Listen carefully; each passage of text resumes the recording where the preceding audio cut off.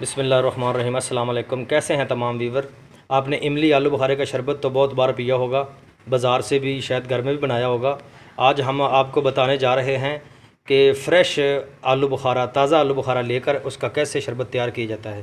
तो दोस्तों, हमने 2 किलो आलू बुखारा लिया है, तो उसमें 2 किलो पानी ऐड कर दिया है, तो हमने चूल्हे पे चढ़ा दिया है।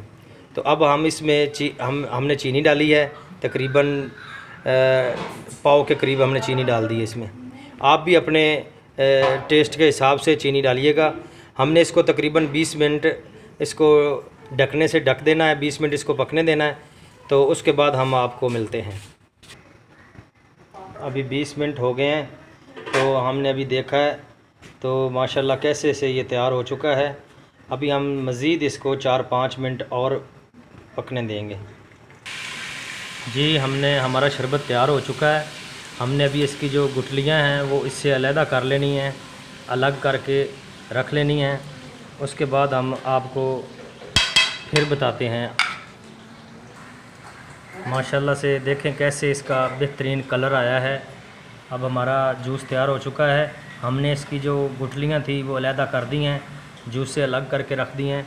और ये जो उसका गुद्दा था, जो उसके छिलके थे, उसको हमने ब्लेंडर में डाल दिया है। हम इसे ब्लेंड करेंगे।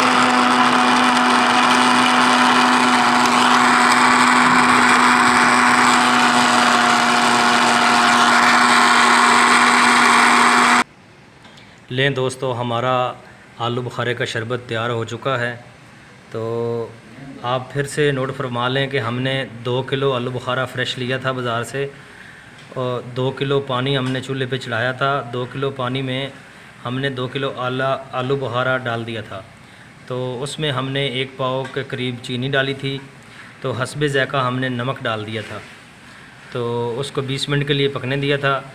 तो अभी हमारा आलू बुखारे का शरबत तैयार हो चुका है।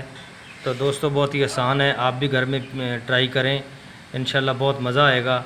मज़ीद इस तरह की वीडियो देखने के लिए हमारे चैनल को सब्सक्राइब कर दें, बेल आइकन को दबा दें। वस्सलाम।